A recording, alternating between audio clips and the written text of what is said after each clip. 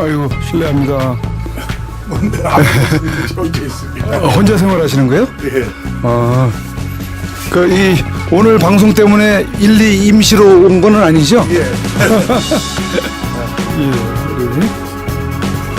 그래서 뜻은 되고 편하지만 저녁을 먹고 들어왔습니다. 우리 김성태 님이 생활하시는 공간이라고 합니다. 우리 시청자들이 보시면은 깜짝 놀라겠는데요? 네? 뭐예요? 마이바흐에다가 수조 원의 그 지분을 가지신 분이 어떻게 이런 데서 생활할 수 있겠느냐. 이것도 거짓말이다. 이렇게 또 할 우려가 있겠는데요? 조금 더, 어느 정도 좀, 있어 보이는 장소를 좀 택할 걸 그랬습니다. 그렇습니다. 예. 어쨌든, 있는 그대로 예. 오늘 좀 다 공개를 하기 위해서 큰 마음을 먹고 예. 이렇게 또 선구자 방송을 수용을 방문을 허용을 하셨습니다. 잠시 후에 좀 이야기를 나누도록 하죠. 왜 산에서 그 망행을 봅니까? 현장에 내려와서 같이 있어야죠. 그래서 내가 밖에 일을 좀 볼 테니까 저는 아우가 속으로 좀 하고 나중에 만나자. 그래서 만나고 저녁 때 가니까 술이 많이 됐더라고요. 저녁에 만났어. 그날 예, 저녁에 만났어. 예, 만났습니다. 3월 2일 날 저녁에. 예, 초랑에서. 예. 예.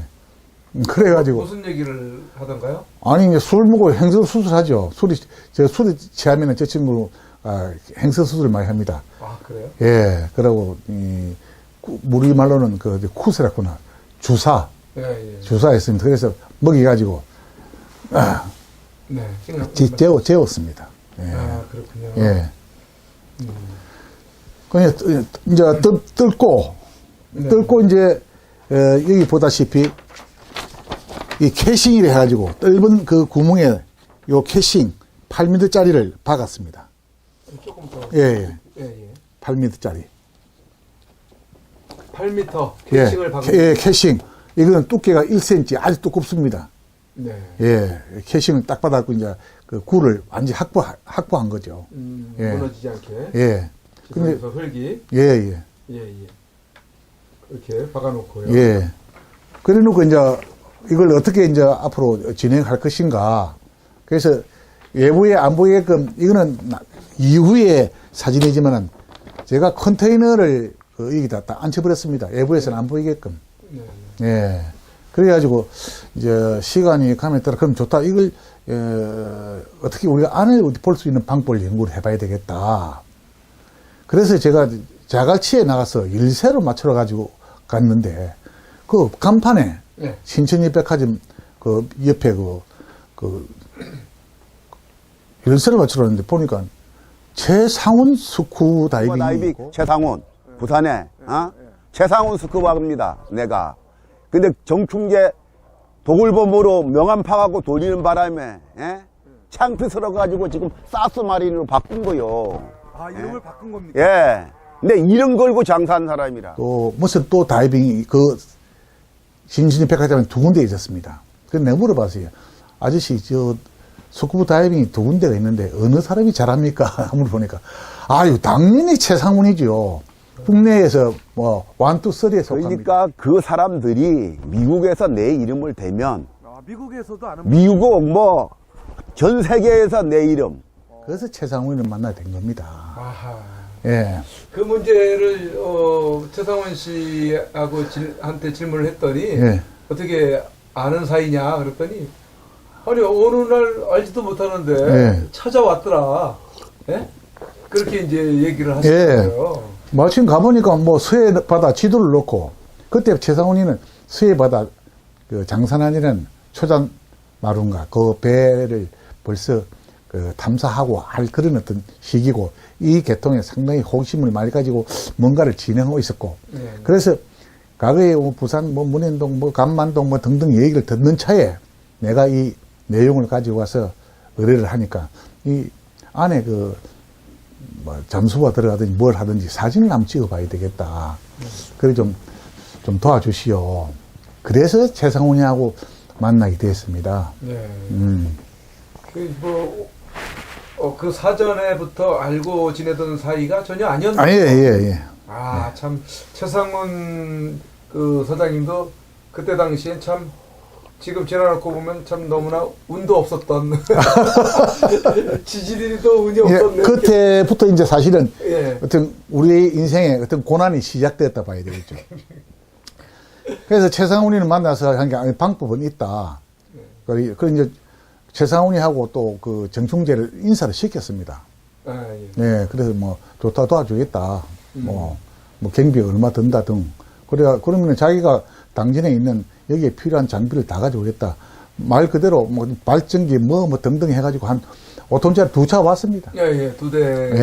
예, 엄청나게 뭐 왔습니다. 그래서 그 컨테이너 그 뒤편에다가 그걸 모두 다 그 풀었습니다. 풀고 이제 대비를 했죠.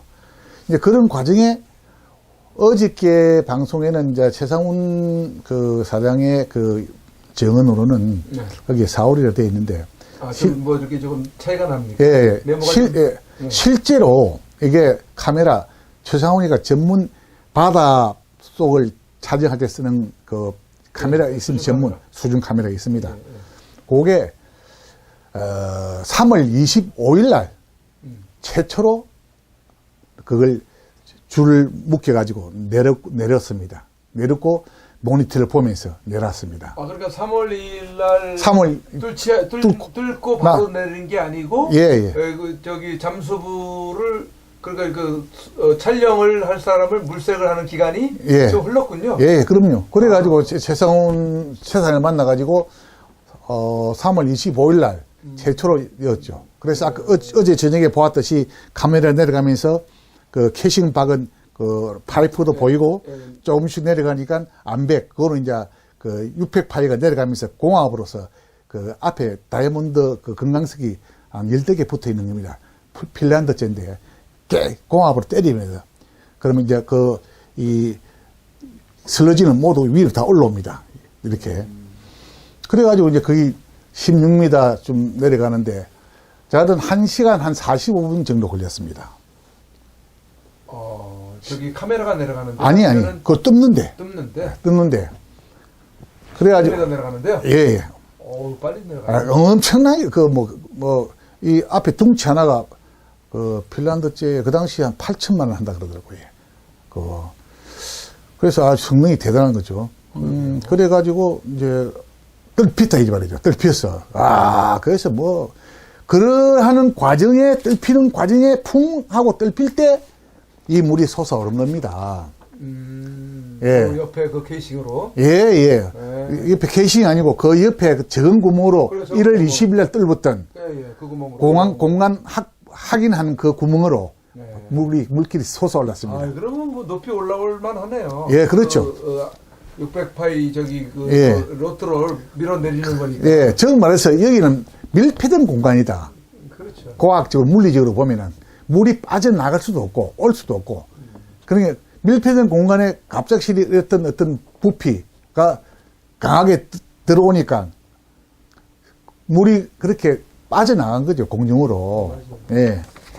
이걸 가지고 정충재는 3시간 동안 물을 품었다고 무식한 소리를 합니다. 물리적으로 있을 수도 없고, 그 물 양으로 치면은 큰 홍수가 날 만한 물이죠. 3시간 동안 그 나왔다면은. 그래서 이 친구가 이 가대한 거짓말을 하는 게 몸에 체질화되어 있다. 이런 생각이 듭니다. 그게 왜 그러냐면은 사실 본인은 그 자리에 나타나지도 않았고. 네, 그렇습니다. 그 광경을 보지도 않았던 예. 사람 아닙니까? 예, 그렇습니다. 그런데 나중에 이제 그것을 자기가 본 것처럼 얘기하려고 하다 보니까 예. 소설을 쓴 거네요. 소설이죠. 예. 그래서 이제 그 백 사장님, 최상훈 씨를 먼저 예. 만났 최상훈이가 그 카메라를 넣고 난 뒤에 부산에 이런 일이 있다 해가지고 사진에 자기들끼리 의견이 교환이 된 것 같아요. 누구하고요? 최상훈이하고 백 사장하고. 서로 두 분은 아는 지간이었던. 그렇죠. 그 서해 바다 발굴 문제 때문에, 침몰선 발굴 문제 때문에 좀 였어요. 그래서 25일날 카메라 엮기 전에 벌써 부산에 이런 이 사실 같다. 그래서 그동안에 정충재하고 백 사장하고 제가 조인을 시켜서 인사를 시켰습니다. 3월 25일 이전에. 그래요? 예. 그래가지고 자기가 참여할 의사가 있다. 그러니까 이제 이 3월 25일 날 찍은 필름을 바로 고속보석편으로 보냈단 말입니다. 보내고 그걸 그 다음날 3월 26일 날 백 사장 사무실에서 봤습니다. 두 사람이 보고 이제 그때 정충재가 하는 말이 김경태 모르게 백 사장 내가 그동안 너무너무 고생도 많이 하고 어렵다. 돈을 4억 정도 좀 해주면 좋겠다. 그러니까 백 사장이 4억이 문제 아니고 이거는 법인을 설립해서 정상적인 지출을 해야 됩니다. 그래서 아주 그 점잖게 거절을 했죠. 그래서 그 뒤에 그 백 사장이 얘기를 하더라고요. 그 정중에서 이런 얘기를 하더라. 그래서 이제 3월 달에 거의 이제 다 막바지가 다 되면서 이제부터 이제 그 갈등이 막 일어나지 않습니까? 예. 그래서 서울에서 있었던 사건. 예. 그래서 이제 저 친구가 그 처음에 그때는 그때 전화상으로도 말씀을 드렸지만은 이 지분에 대해서 자기는 팍팍 주는 것도 뭐 이 거짓끝이 들린 테니까 진짜처럼 하기 위해서 내가 한 70% 가지고 나머지 여기에 관계 있는 사람들 그래서 내가 아니 여기 있는 사람들이 골고루 갈라야 되지 혼자서 70% 하면 되느냐 했더니 아니다. 민족재단을 만들어서 이걸 사회에 환원할 때 프레스센터에서 기자회견을 하겠다. 그래서 제가 그때 참 좋은 생각인데 그 민족재단 구성원에 모든 사람을 다 넣어라. 여기에 투자한 사람들, 여기에 고생한 사람들. 그러니까 그때 안 된다. 이거는 내가 가 있다가 환원할게. 내로 믿어라. 그것도 아주 리얼한 지금 생각하면 연극이란 말이죠. 예. 그때부터 이제 이게 틀어지기 시작했습니다. 그래서 우리는 이 사실은 알고 있었고, 정충재는, 이거 박수홍이하고 나장군 등등이 자기가 관여해서 팠던 불행한 걸 알고 계산된 출발이었단 말입니다. 그러니까 그 상대방을 알고 이 바둑수를 하나씩 떠나갔다고 봐야 되겠죠. 최상훈이도 그런 감을 또 가지고 있단 말입니다. 이 이상하다.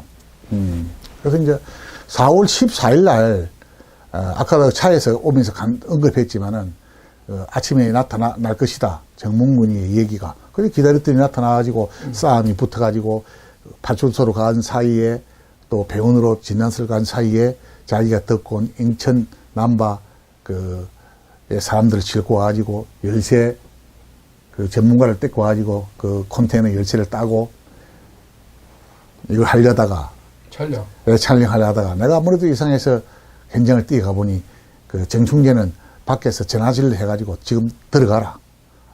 빨리 가서 사진을 찍어라. 했고, 내가 들어가니까 이 플라스틱 통에다가 카메라를 이었으니까 부력 때문에 카메라 안 내려가니까 이놈들이 하는 찰나에 제가 뛰어 들어갔어요. 네. 예.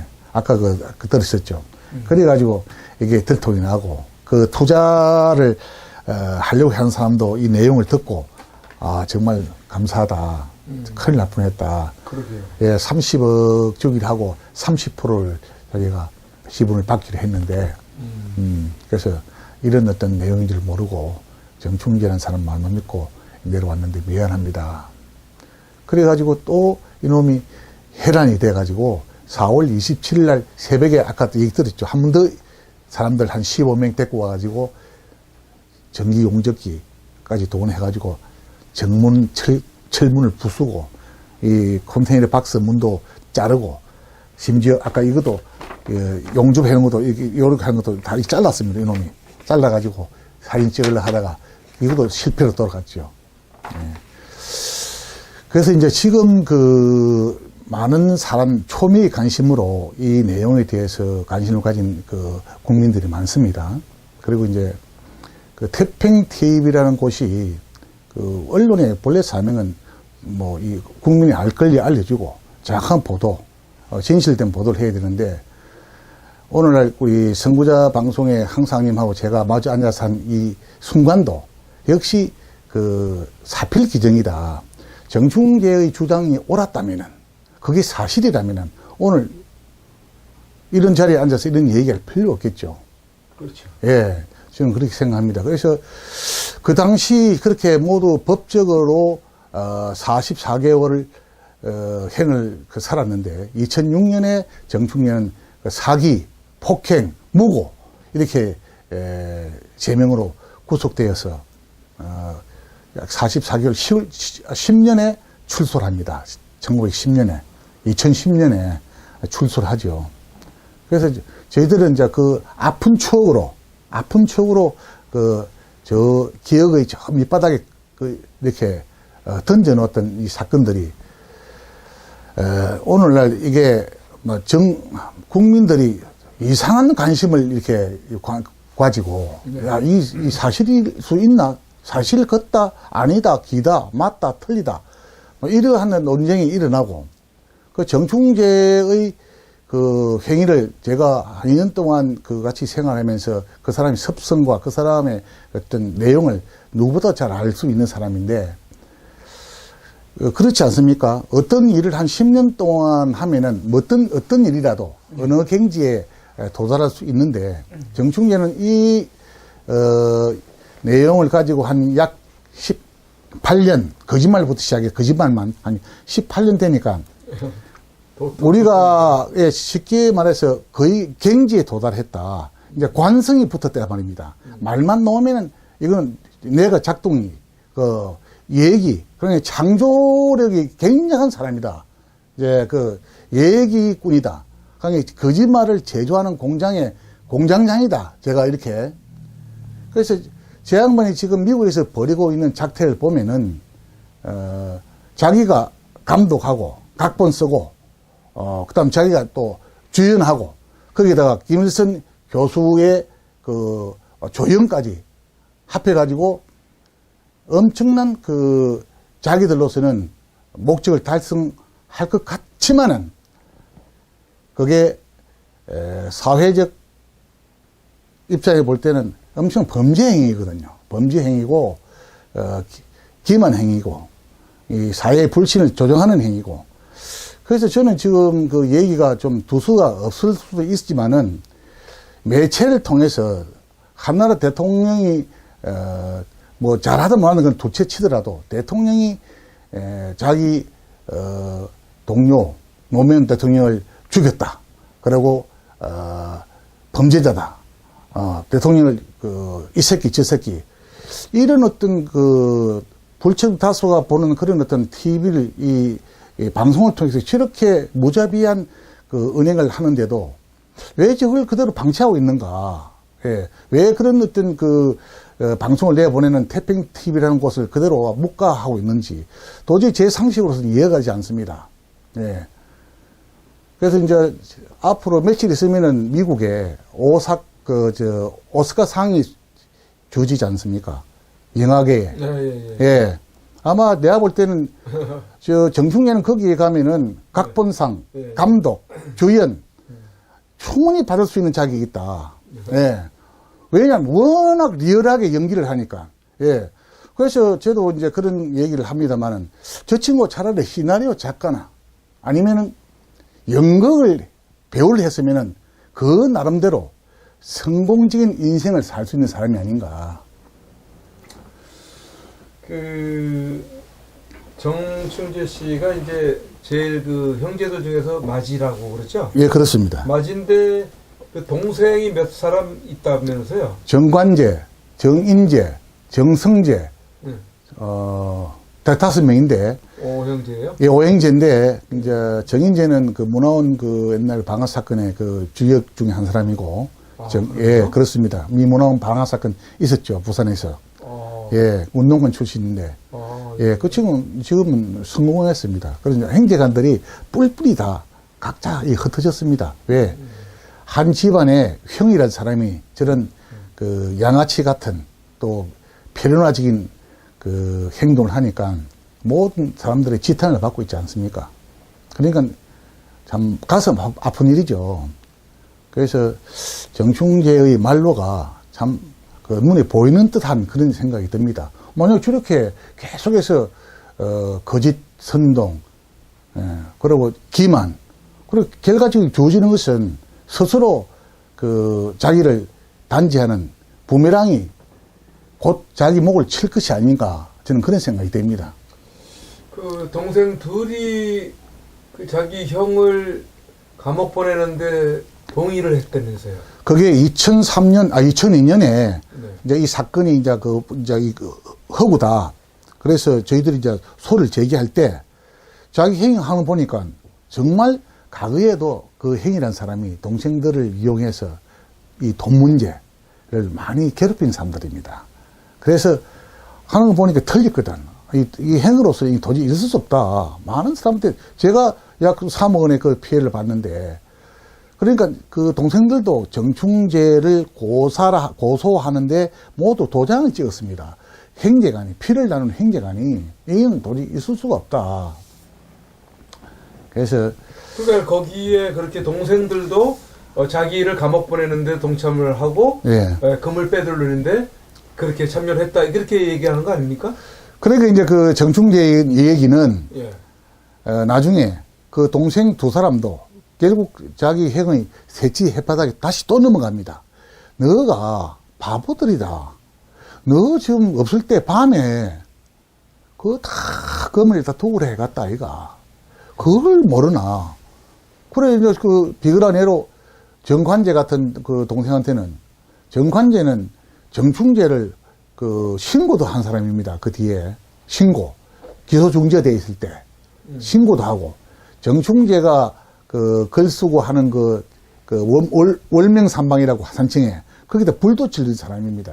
자기 동생인데 나중에는 야 이놈아 김경태 일당들이 백준원 등등이 금을 얼마나 도구를 해가지고 수해바다 제주도바다 다 숨겨놓고 지금 때만 기다리고 있는데 너는 바보들이다. 자기 형님의 이빨에 넘어가가지고 관제야 너는 돈이 얼마나 필요하네. 관제는 한 300쯤 되겠나?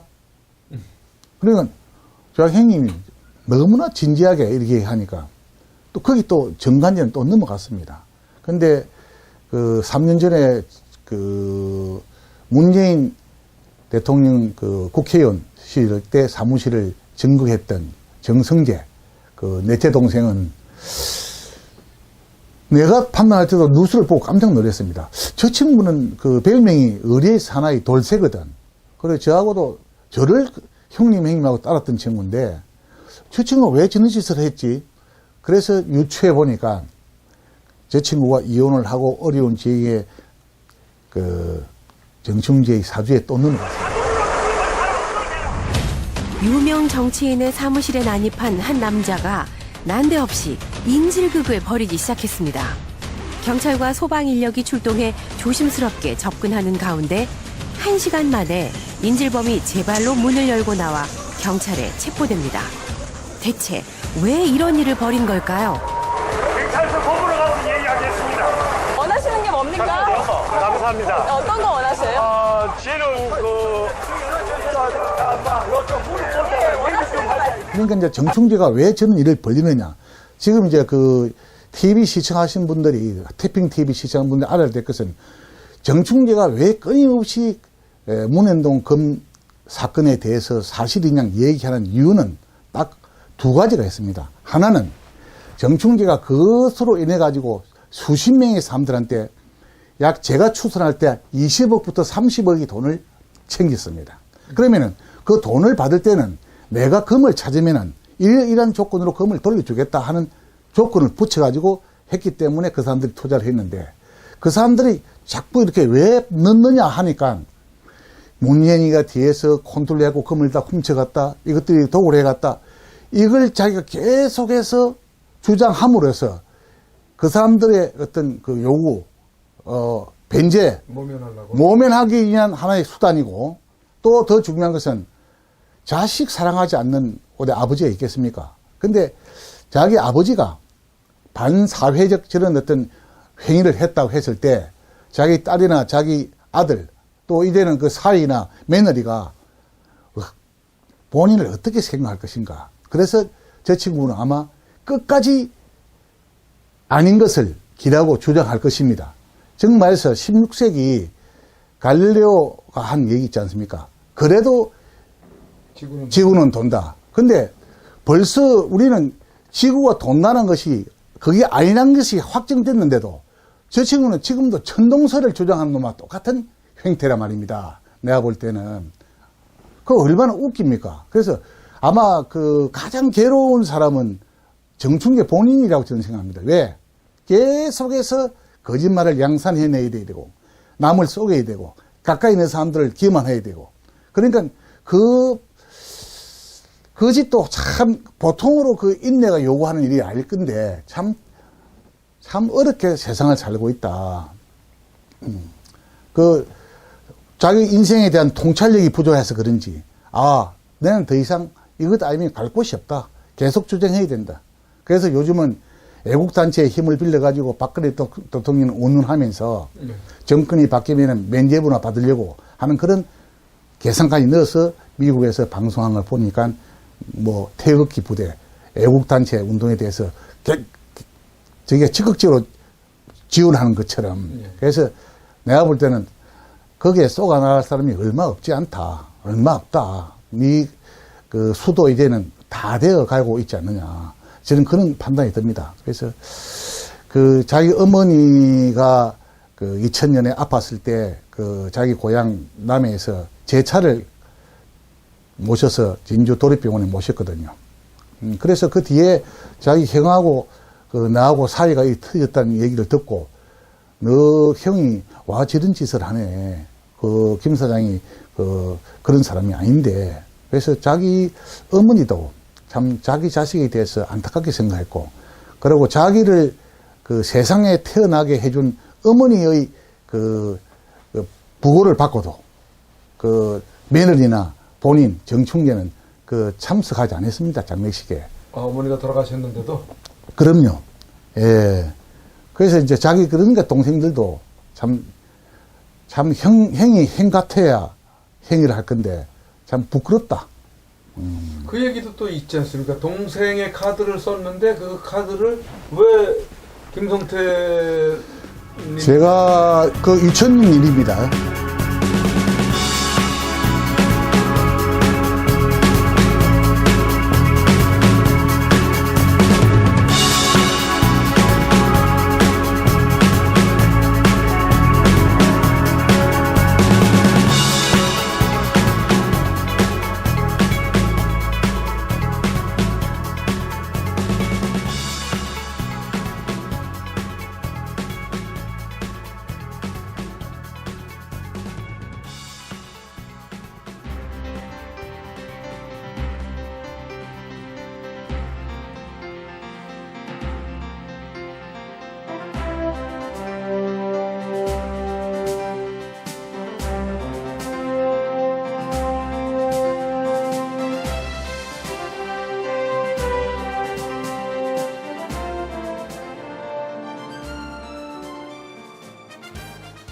반드시 꼭 나와야 합니다. 대한민국 역사상 가장 깨끗한 대통령입니다. 어쩌면 이 겨울이 구치소에서 보내는 마지막 계절이 될지 모릅니다. 대통령께서 이 마지막 겨울을 지탱케 할 유일한 방법 중 한 가지는 태극기 집회도 아닙니다. 대통령을 위한 법적 싸움도 아닙니다. 그렇다고 세계를 향한 구명 호소도 아닙니다. 그 유일한 방법은 엽서 편지 보내기입니다. 대통령은 수많은 국민들이 보내주는 엽서 편지를 통해서만이 힘을 얻고 계시게 될 것입니다. 그 엽서 편지들은 대통령을 더욱 강하게 할, 그리고 국민을 위해서 자신이 살아남아야 한다는 이유들을 발견하실 것이기 때문입니다. 여러분 함께해 주십시오. 이 겨울을 넉넉히 견디시게 할 여러분들의 따뜻한 격려와 위로의 마음이 전달되게 해 주십시오. 매일같이 산더미처럼 전달되어지는 여러분들의 엽서 편지들을 통해 대통령께 막바지 생기를 불어넣어 드리십시오.